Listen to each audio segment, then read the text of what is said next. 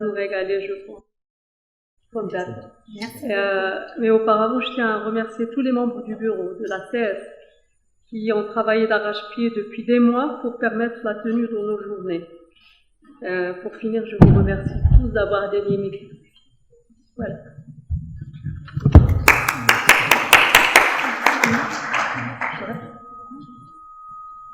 Bon, merci beaucoup Najed pour cette belle introduction. J'aimerais d'abord remercier Salah et tous ceux qui travaillent dans l'ombre, derrière, devant, avec le iPhone, parce que j'ai vu qu'il y a pas mal de gens qui travaillent avec Salah pour organiser tout ça.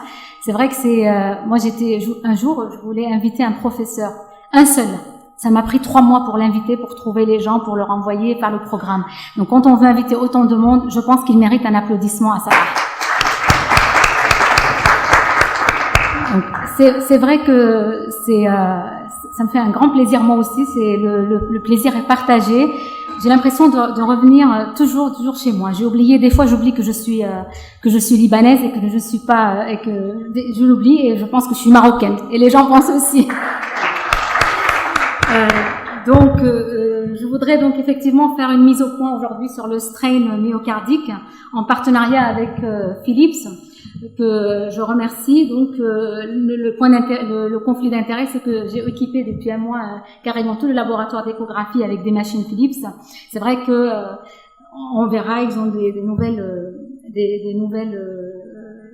nouveaux logiciels, tels que le Heart Model. On n'en parlera pas aujourd'hui puisque c'est plus sur le strain. Alors je ne sais pas si j'arrive à changer ça, parce que là on est ça. Il faut que je m'installe. Je demande à l'audience peut-être un peu plus que 20 minutes, si vous voulez, sinon vous m'arrêtez quand vous en avez assez. Voilà. Donc, alors j'ai pris l'habitude depuis quelques mois de commencer toujours pour essayer d'éveiller les gens par un dicton que j'invente pendant que je cours.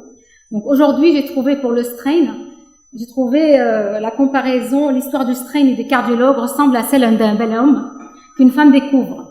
Il paraît si mystérieux, si séduisant, avec beaucoup d'avantages et de promesses. Et quand on le connaît et qu'on le pratique, on se rend compte qu'il a aussi ses inconvénients et ses limites. La cristallisation tombe. C'est pas forcément mon exemple, hein, je vous dis juste le strain, je parlais du strain, hein. Voilà, donc c'est tout. Je parlais pas, voilà, on pratique le strain, je voulais dire on pratiquait le strain. Donc, et effectivement, je vais vous montrer que le strain a beaucoup de promesses, mais qu'il a aussi ses limites. Alors, l'ampleur de la question, quand on met PubMed et qu'on commence à chercher, je pense que tout le monde fait ça quand on commence à faire un topo, on se rend compte de la difficulté de la chose, sauf que contrairement à ce que Raïda vous a dit tout à l'heure, je pense que je vais vous parler dans des choses qui sont faciles. Donc, il est facile de parler du strain, mais je pense que le plus dur, c'est de le faire après. Donc, il est facile de parler de l'insuffisance cardiaque à fraction d'éjection préservée, mais il est difficile de la mettre en œuvre tous les jours. Ça, je suis désolée, je suis pas d'accord avec toi, mais je te remercie quand même tout à l'heure pour le compliment. Alors, donc, l'ampleur de la question, c'est que quand on met Speckle Tracking Imaging, parce qu'il y a 1001 façons de décrire ce bel homme, on tombe sur 1915 publications. Alors, c'est tout confondu, les revues, les case reports, etc. Et j'ai bien précisé Myocardial Strain Imaging après, parce que quand on met Strain Imaging, on tombe sur 15 000 publications. Et j'ai regardé un petit peu, on peut faire le strain de l'aorte, le strain du cerveau, le strain du bras, le strain de je sais pas. Donc, je me dis, oulala, j'ai remarqué Myocardial Strain. Donc, j'ai mis Myocardial Strain Imaging, et là, on tombe encore sur 2618 publications. Donc, vous les comptez au total, vous êtes à 5000. Donc là, il faut essayer de simplifier en mettant en revue, en mettant des choses qui vous intéressent et les plus récentes. L'histoire du strain commence dans les années 90 avec les gens de Norvège. Les Norvégiens, ils ont commencé à travailler beaucoup sur cette technique, sur cette technologie. Et je voudrais commencer, je sais que c'est facile pour vous, maintenant ça fait plus de 20 ans, mais par la terminologie, comme ça on sait de quoi on parle.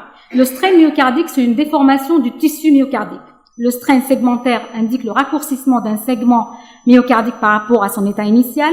Le strain rate, vous allez entendre parler du strain aussi, c'est la dérivée du strain en fonction du temps, donc une vitesse de déformation. Alors vous allez entendre après quelques années du speckle. Les marqueurs acoustiques, c'est quoi un speckle tracking? Un speckle, c'est un marqueur acoustique naturel qui est présent au niveau de l'image échographique 2D du tissu myocardique. Et le déplacement des speckles est un marqueur visible de la déformation du myocarde. Et le tracking des speckles, donc c'est le suivi du déplacement spatial des marqueurs dans les différents axes de l'espace. Donc à partir du moment où on a compris un petit peu, vous allez me voir parler du strain, du 2D strain. Maintenant, on parle plus du speckle, mais c'est quand même un strain quand même. C'est un strain 2D en fait. Le speckle, c'est un strain 2D, voire 3D. Et en fait, c'est quoi? C'est le strain myocardique, c'est utilisé pour analyser les propriétés élastiques du muscle cardiaque. Alors, donc là, vous voyez, quand on a par exemple un myocyte qui fait 10 cm, quand il se raccourcit à moins 20%, à 8 cm, donc il s'est raccourci de moins 20% comme le muscle cardiaque.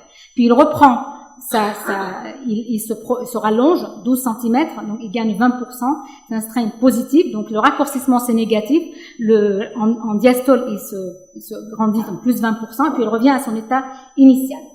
Donc le strain ou la déformation, c'est un outil de quantification. S égale L moins L0 divisé par L0. C'est juste la seule physique que vous allez avoir après.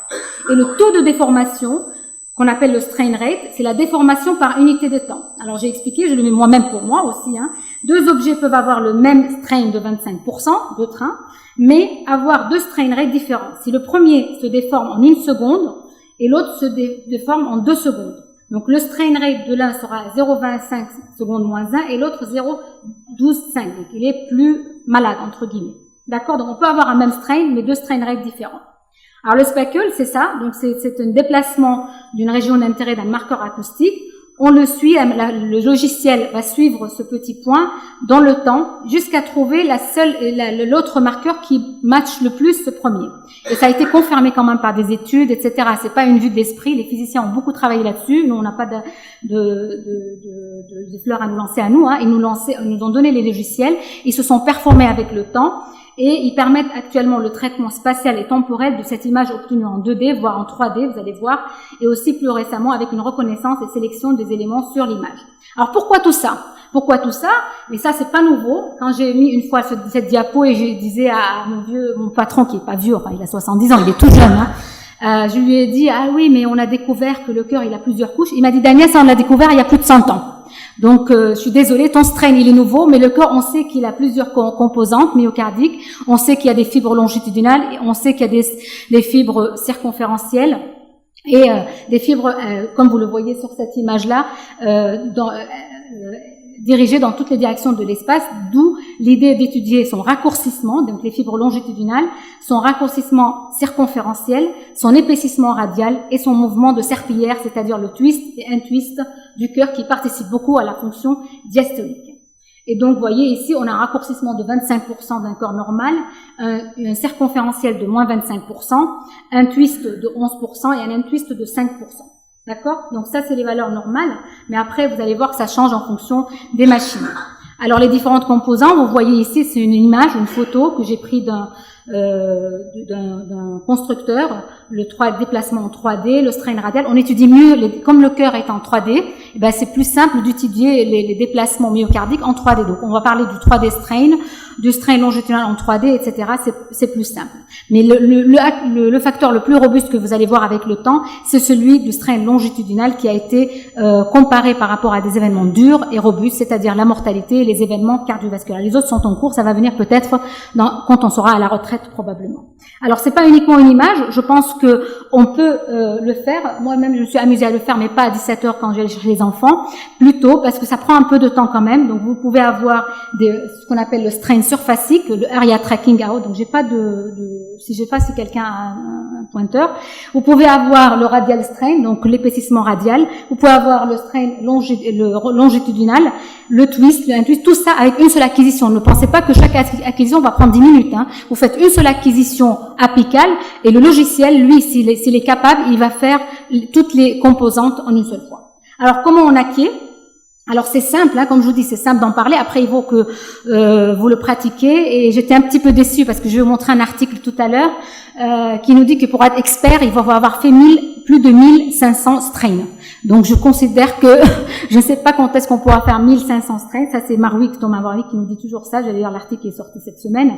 Mais en tout cas, la technique de strain est simple. Alors normalement, c'est 3 acquisitions, 3 cavités, 4 cavités et 2 cavités. Donc vous l'enregistrez en 2D, là on va parler du 2D, donc vous l'enregistrez avec 2 cycles cardiaques pour être sûr, le patient en apnée qui bouge pas, qui parle pas, et vous essayez de le calmer à fond, 4 cavités et 2 cavités. Pourquoi je vous dis ça? Parce que le tagging et l'enregistrement de l'ECG est très très important et c'est une source d'erreur importante. On va utiliser donc 1 ou 2 cycles cardiaques et puis vous allez dire à la machine aussi, elle est où l'ouverture aortique et la fermeture aortique. Toutes les machines sont capables de le définir automatiquement. Mais au début, si vous n'êtes pas sûr, vous pouvez lui dire voilà l'éjection aortique, vous lui montrez et là il va les appeler selon les machines marqueurs valvulaires. Donc la qualité d'image et le patient, l'écologie du patient sont très importantes pour avoir ça. Un patient qui fait 150 kg, qui est BPCO et que vous pouvez pas voir en 2D, mais même ne vous amusez pas à faire du strain, vous allez moins voir les choses. La qualité de l'ECG, c'est très important, ça me pose beaucoup de problèmes avec une machine, pas le Philips, je vous le dis tout de suite. Et l'analyse se fait ou en offline ou online, c'est-à-dire vous pouvez garder le malade avec vous, vous pouvez pour être sûr de vos images, vous pouvez prendre la 3 cavités, la 4 cavités, la 2 cavités, et puis vous pouvez faire, ça prend à peu près 2 minutes.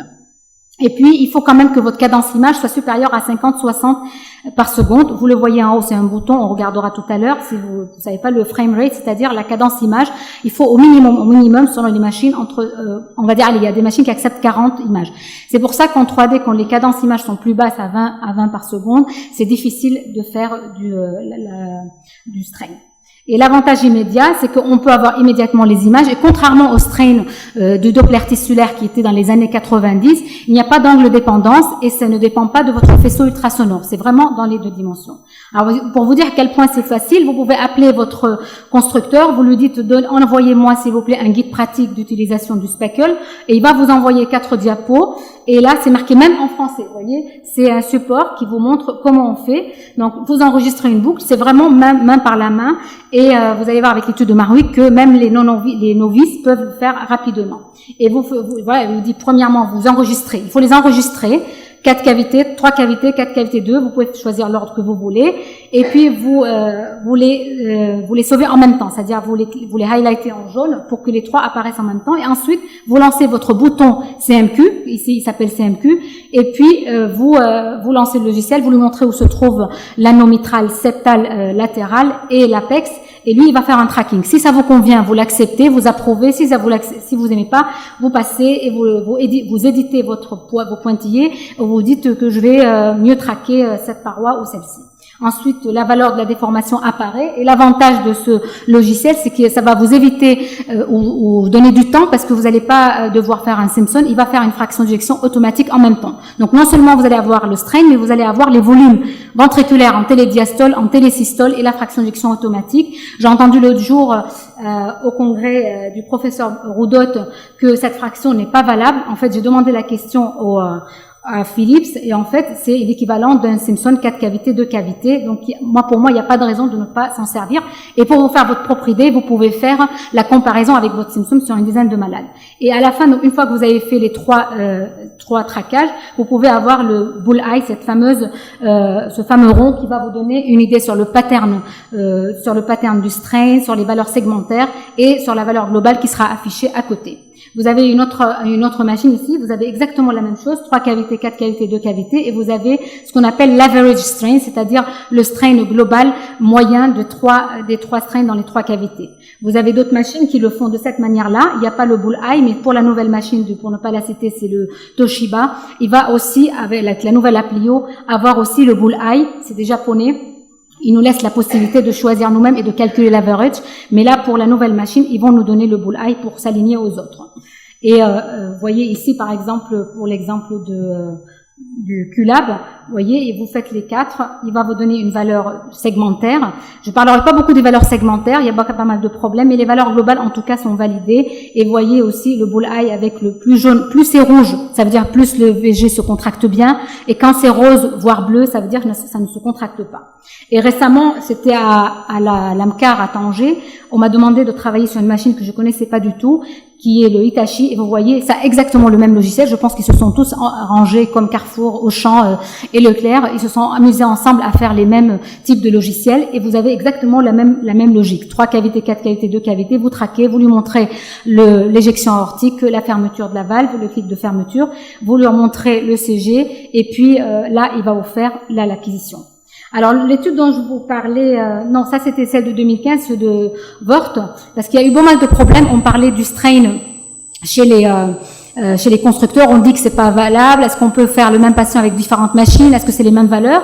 Et lui, il a eu le courage d'appeler tous les constructeurs, 7 machines et deux logiciels comme le TomTech et un autre, je sais plus comment il s'appelle. Il a pris 62 sujets volontaires qui étaient malades, fraction d'éjection entre 30 jusqu'à 60%. Il leur a fait la même semaine, pour le même malade le même jour, une ETT, une analyse strain sur les 7 machines avec le même opérateur, le même technicien de sonographeur. Et il est déplacé d'une salle à une autre comme ça, c'était tout un bazar, il nous a expliqué. Et il faisait passer le même malade avec la même tension artérielle, les mêmes conditions de charge, d'une salle à une autre. Il était courageux le malade. Et l'objectif était d'analyser la variabilité strain intervendeur, la variabilité intra-observateur, le même technicien avec lui-même, et la comparaison par rapport à la variabilité des paramètres classiques, c'est-à-dire le E sur A, le E sur E', la fraction d'éjection. Et il s'est rendu compte donc que le résultat entre les 7 vendeurs, voilà les résultats entre les 7 vendeurs. Alors il y avait les Hitachi, il y avait le GE, il y avait le Philips, le Samsung, le Siemens, le Toshiba et le TomTech qui est un logiciel qui peut travailler toutes les autres. Et vous voyez que les valeurs étaient certes significativement différentes, mais modérément. C'est passé de moins 18 à moins 21,5% avec un OVA inférieur à 0,01.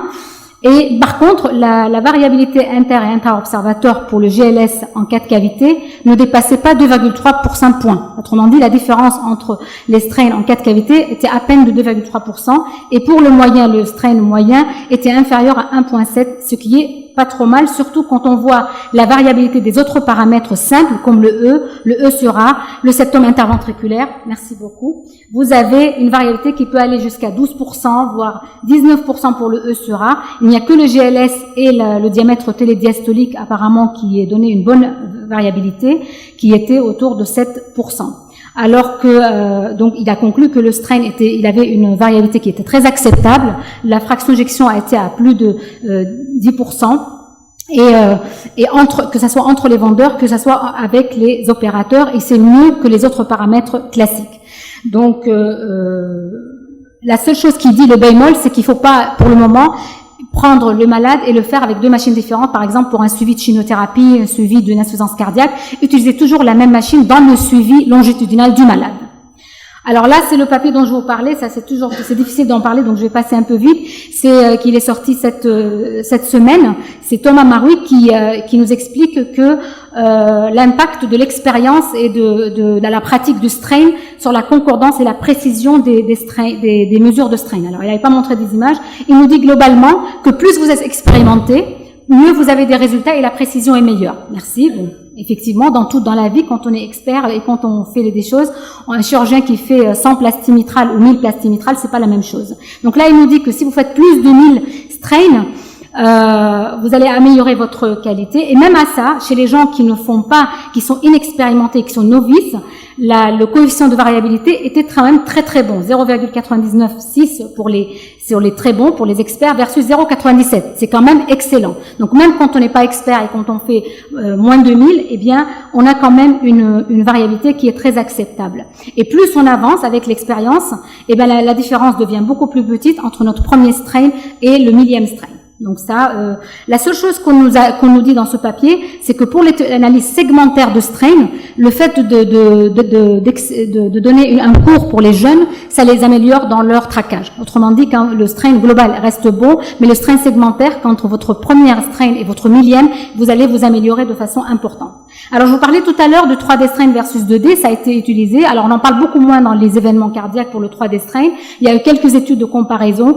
Il nous dit tout simplement que les valeurs sont plus basses en 3D, tout simplement parce que le 2D va prendre des speckles le 3D va prendre des speckles qui ne sont pas vus avec le 2D, qui sont derrière, et probablement ça va diminuer. Donc, c'est un mouvement global, une déformation globale du ventricule en prenant en compte toutes les directions. Et donc, les valeurs circonférentielles et longitudinales sont plus basses en 3D qu'en 2D. Sachez que ça peut se faire. Je sais que Patricia Rayan, l'élève de Monsieur Rodot, a fait un travail aussi à Bordeaux. Je l'ai pas cité, désolé Monsieur Rodot, j'ai oublié. Sur une centaine de malades, elle a comparé le 3D strain et le 2D strain et elle a trouvé des valeurs pareilles.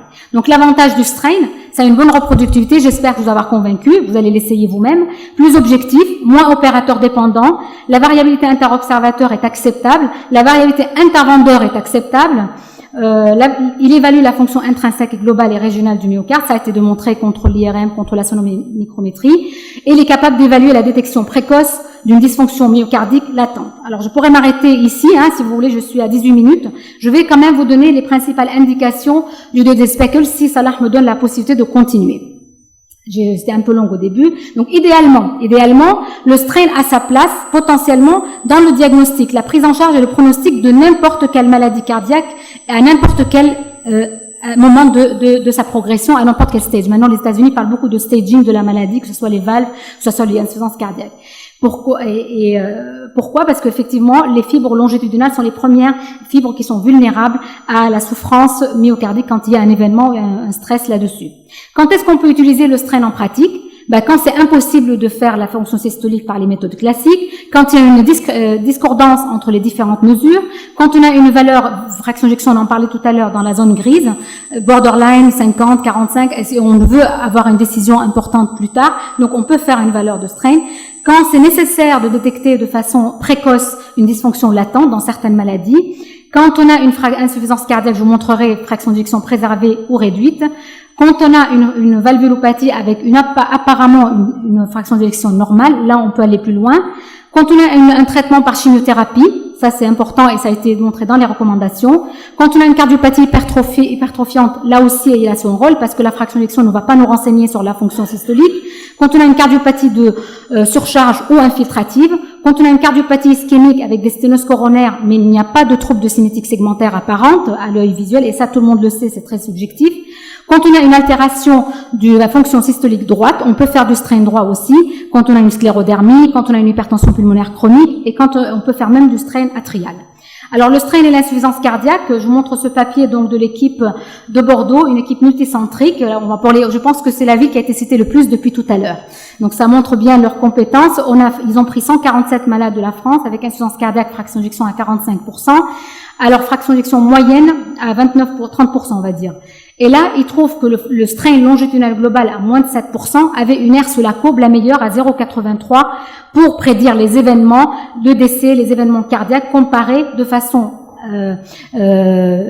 multivariée avec la fraction d'éjection, la NKHA et le E sur prime qui sont des paramètres déjà robustes. Et vous voyez cette courbe de survie. Autrement dit, même à l'intérieur des seins des patients qui ont 30% de fraction d'éjection, vous êtes capable de stratifier encore mieux et d'affiner le pronostic de vos malades en disant à la famille, voilà, ce malade il a 30, mais celui-là il a un strain à 6, celui-là il a un strain à 12, donc c'est pas tout à fait la même chose. L'équipe japonaise a fait le même travail, mais en focalisant sur le strain circonférentiel, et ils ont pris 201 malades. Attention, pas 200, 201 malades. Je sais pas pourquoi ils se sont arrêtés à 201. Et donc là, vous voyez, ils ont pris le strain circonférentiel, et là, vous voyez aussi qu'un strain, un cutoff à 10.7 était capable de discriminer les gens qui vont faire des événements cardiaques versus ceux qui vont pas en faire, et ça, malgré la fraction d'éjection, le E sur E prime, le strain global, et vous voyez, le Q carré est de 39. C'est-à-dire, vous avez une valeur incrémentale rajoutée du circonférentiel. Je dis pas que demain, vous allez attaquer le circonférentiel, hein. Ne me dites pas dire ce que je vous ai pas dit, hein. Je vous dis ce papier, ce qu'il nous démontre. Donc, prenez-le comme vous voulez. Toujours est-il que dans les recommandations 2016, on est quand même à 2A. C'est super. Ça fait des années qu'on attend ça. On est à 2A dans les recommandations pour faire des techniques du strain dans l'insuffisance cardiaque chronique. 2A, c'est pas mal, hein, franchement. C'est pas 1, mais enfin, par contre, le niveau d'évidence, c'est C, parce qu'on n'a pas fait encore, effectivement, d'études randomisées là-dessus, mais vous pouvez y aller. Exemple d'un patient qui a une insuffisance cardiaque, fraction d'éjection très altérée, 17%, strain à moins 6%, et là, on sait que ce malade a un pronostic qui est quand même très mauvais. Je passe à le strain et la détection de cardiotoxicité. On a commencé à travailler il y a pas mal d'années là-dessus. Il permet, ça on le sait pour les autres maladies, une détection précoce d'une dysfonction. Et il faut utiliser la même machine pour le même patient qui est la chimiothérapie, et puis faire au baseline une échographie avec le strain éventuellement, et puis au follow-up. Et là, un papier que j'ai révisé donc cette semaine de l'équipe de Versailles, qui nous disent que si vous le faites, et ça a été accepté à l'European Heart Journal, si vous le faites à 150 mg d'anthracycline, donc pas à la fin de la chimio, mais à 150 mg et un strain ABC, à ce moment-là, vous allez être capable de prédire une toxicité future. Donc là, c'est très intéressant comme nouveauté. Jusqu'à maintenant, les recommandations ne nous disaient pas quand est-ce qu'il faut faire cette échographie et à quel moment il faut arrêter ou stopper ou dire à la chimio. Alors, je vous dis pas qu'il faut dire aux cancérologues d'arrêter aucune chimio. On vous dit juste de donner des signaux, des red flags pour leur dire quand est-ce qu'il faut s'alarmer. Alors là, je vais passer pour vous dire qu'il y a une méta-analyse qui montre que le GLS, c'est-à-dire le strain en 2D longitudinal, est une bonne façon de détecter la toxicité ou de l'insuffisance, la toxicité et la diminution de la fraction d'éjection ou l'insuffisance cardiaque.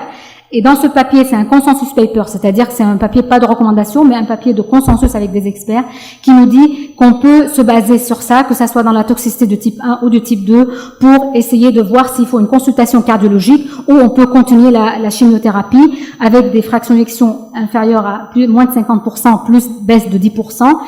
Augmentation de la troponine, GLS inférieure à la valeur normale, donc baisse de plus de 15% de la valeur classique. Vous le voyez ici, quand c'est plus de 15% de la valeur, donc moins 20 à moins 17, là, on faut se parler d'une dysfonction latente. Quand c'est une diminution relative de moins de 8%, on ne parle pas de dysfonction latente. Donc là, attention, quand il y a plus de 15%, et surtout si vous le faites à 150 mg d'anthracycline, vous allez être capable de prédire ceux qui vont faire une dysfonction.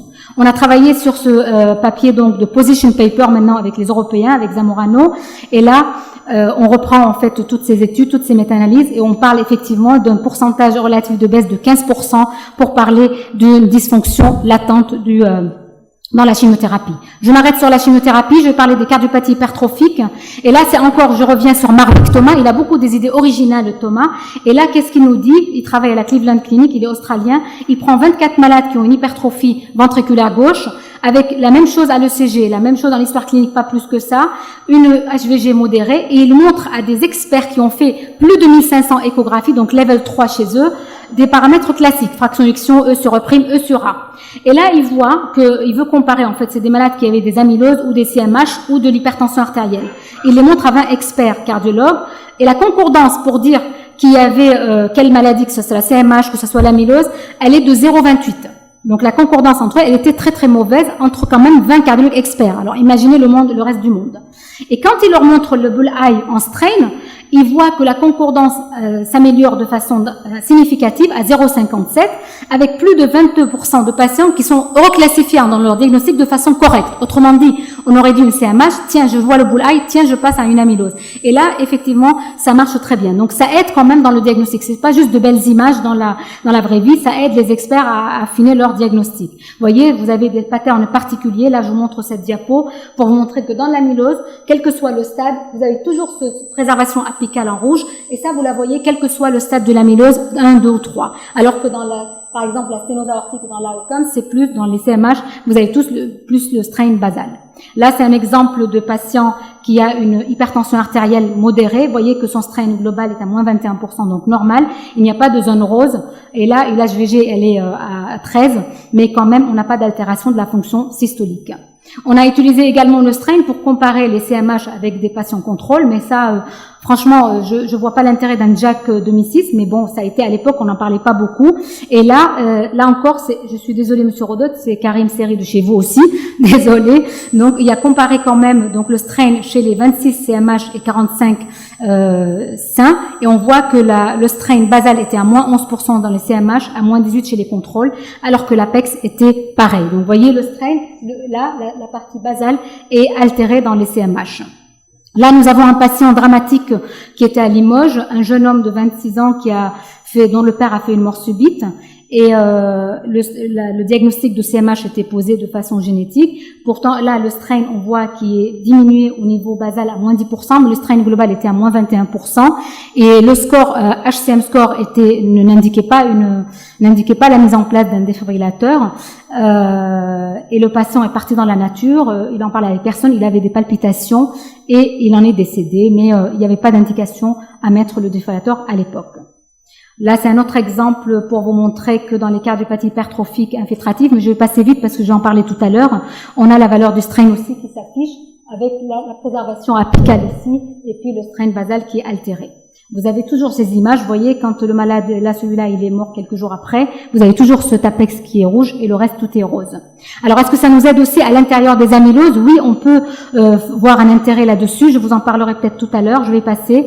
On nous dit dans ce papier, quand vous comparez d'amylose AL versus transthyrétine sénile versus transthyrétine héréditaire, que le strain global longitudinal et radial est altéré dans les 3 types d'amylose, que l'altération du strain est proportionnelle à l'altération à l'épaisseur du septum, et que la préservation apicale est présente dans tous les types d'amylose. Là, vous avez un patient qui a 87 ans, souffle systolique râpeux, un canal carpien, le bilan biologique ne montre pas de dyminofixation, ni pas de... Bon, à cet âge-là, on n'a pas trop pensé à d'autres choses. Et là, vous voyez, son strain nous aide énormément. Bon, vous avez remarqué qu'il avait une sténose aortique sévère, et puis il a un strain apical qui est préservé. Donc là aussi un paramètre. Donc je vais passer aussi sur la maladie de Fabry, des équipes allemandes ont travaillé énormément là-dessus, ils ont beaucoup de séries, et vous voyez que le strain nous aide aussi à l'aide diagnostique, puisque c'est le strain inférolatéral qui est très altéré et corrélé de façon significative avec la présence de rehaussement tardif. Et vous voyez cette étude élégante qui compare les deux et la systématisation de l'altération du strain et la présence de rehaussement tardif. Ça, c'est un exemple d'un patient en Najmeddine qui était adressé pour des malaises, qui était dialysé 40 ans. Vous voyez cette énorme hypertrophie concentrique. Et quand on fait le strain, on voit que c'est la partie inférolatérale, effectivement, qui est, j'ai mis une flèche là-dessus, qui est la altérée par rapport à la partie basale. Donc, ça aide aussi pour différencier de l'amylose. Là, c'est un autre patient qui était adressé également pour une CMH, mais pas pour une CMH, pour un BAV de haut degré avec des malaises également à Najmeddine. Et c'est comme ça que je récupère les belles images, en fait. Hein, merci. Et donc, ce patient a une histoire également pulmonaire. On pensait qu'il avait une CMH classique. Et en fait, on a fait quand même une IRM. Aïda a raison, ça aide beaucoup l'IRM dans certaines situations, parce que là, ça nous a redressé carrément le diagnostic.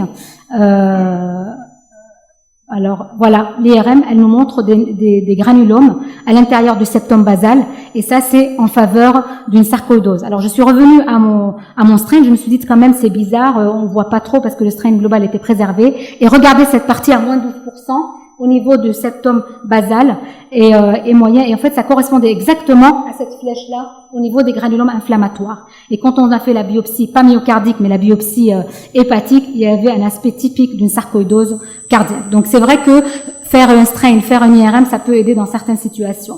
Alors là, je vous ai en parlé tout à l'heure, donc l'ataxie, je vais passer vite sur alors le strain et valvulopathie, on a pas mal d'études aussi. Là, c'est une étude de ces Victoria Delgado qui nous dit que dans les sténoses aortiques, le strain dans les sténoses aortiques aide pour le pronostic. Ça, c'est des malades qui ont été opérés et on voit que leur strain à la base était abaissé. Il s'améliore en post-opératoire à moins 17%, mais il reste plus bas que les contrôles. Là, je reviens à Bordeaux. Et donc là encore, Stéphane nous fait cette belle étude sur la sténose aortique et le GLS. Je pense que c'est la première avant celle de l'autre. 65 patients asymptomatiques, 2 strain, exercice et follow-up à 12 mois. Et là, vous voyez qu'il arrive à sortir un strain basal à moins de 13% qui est capable de prédire les événements et de stratifier les gens de façon correcte avec une aire sur la courbe à 0,81. Là, vous voyez un exemple d'un patient qui a une sténose aortique. Vous voyez que son strain global était à moins 13%, mais son strain basal était à moins 8%. Donc, patient à mauvais pronostic en post-opératoire. Dernières études sur l'insuffisance mitrale. Là, c'est Pérez de la Isla d'Espagne qui nous prend 38 patients, qui nous dit c'est des patients qui avaient une insuffisance mitrale sévère, chronique, qui avaient une échographie préopératoire et post-opératoire. Et c'est parmi tous les paramètres, le strain longitudinal dans l'IM était capable de prédire les événements et l'altération de la fraction d'éjection en post-opératoire. Dernier chapitre, le strain et cœur d'athlète. Là, je pense que ça c'est plusieurs études. Il y a aussi les Bordelais qui ont travaillé là-dessus. Il permet de différencier le CMH d'un cœur d'athlète avec un GLS qui est préservé chez les athlètes versus très bas, inférieur à 10% chez les CMH. Donc ça, c'est un exemple d'un sportif. Chez nous, à Limoges, on a les basketteurs et les handballeurs. Donc là, j'avais fait un examen il n'y a pas longtemps et vous voyez que son strain était à moins de 19% normal, alors que visuellement, c'est vrai que la fraction d'éjection paraissait un peu plus basse. Donc retenez que les cœurs d'athlètes, ils sont beaucoup plus dilatés, les CMH sont beaucoup plus petits, le E sera est toujours supérieur à 1, le E' septal souvent supérieur à 13, toujours supérieur à 8, contrairement à la CMH, et le GLS est normal en principe, et il y a d'autres paramètres dont vous parlerez tout à l'heure. Alors on a même parlé de l'intérêt de strain dans la détection des rejets de transplantation dans ce papier, et on nous dit qu'une valeur à moins 15% dans le longitudinal permettait de prédire de façon assez sécuritaire le rejet chez ces patients qui étaient transplantés à 1 an. Et si vous avez un strain du VD aussi altéré, vous avez une sensibilité de 100%. Et puis vous avez toutes les autres, vous allez dire elle va passer toute sa soirée à faire ça. Les CED, je ne vais pas parler de ça. Vous savez que on peut l'utiliser aussi dans les cardiopathies ischémiques, j'ai pas le temps de vous en parler. On peut faire du strain du VD aussi comme vous le voyez. Vous utilisez le logiciel à gauche, mais vous l'adaptez à droite. Vous pouvez enlever le septum ou le garder comme vous voulez. La valeur de strain normale à droite est de moins 30%. De la paroi libre. On peut même faire du strain, ceux qui m'ont vu l'année dernière, j'ai parlé de strain de l'oreillette gauche, qui a beaucoup de robustesse et de plus en plus on parle de la fonction atriale plus que le volume, des paramètres hémodynamiques plutôt que statiques. Et vous voyez, on peut faire du strain en 2D, en 3D, avec la fonction réservoir, la fonction passive et la fonction diastasis. Pourquoi l'intérêt de ça? C'est parce qu'en fait, quand le strain est altéré dans la fonction atriale, ça indique une fibrose avancée de fibrose de l'oreillette. Et ça a été démontré par Nasser Marrouch aux États-Unis, qui nous montre une étude très sympa, IRM versus strain. Plus il y a de la fibrose dans l'oreillette gauche après ablation de FA, plus il y a d'altération de strain. Et comme ils étaient le seul au monde à faire ça, les Bordelais, ils ont dit, il n'y a pas de raison, il faut quand même qu'on valide cette cohorte. Et Michel Eisager ont fait la même étude et ils ont trouvé exactement la même chose. Plus vous avez de la fibrose atriale, plus votre IRM sera tel, et le strain diminué. Et believe or not, on peut faire même du strain de l'oreillette droite, je passe, et donc vous pouvez globalement, idéalement, étudier la déformation de tout. En conclusion, mes chers amis, le strain longitudinal est maintenant disponible presque partout, facile à apprendre et à appliquer. Il est reproductible, inférieur à 3% de variabilité, permet la détection précoce d'une dysfonction myocardique, aide au diagnostic étiologique de certaines cardiomyopathies et permet de pronostiquer les gens. Je vous remercie. Désolée. Très dense et parfaitement clair. Je pense qu'il y a des applications à un intérêt grandissant, toujours grandissant pour le BD Strain. Je laisse la parole aux amis. Des questions?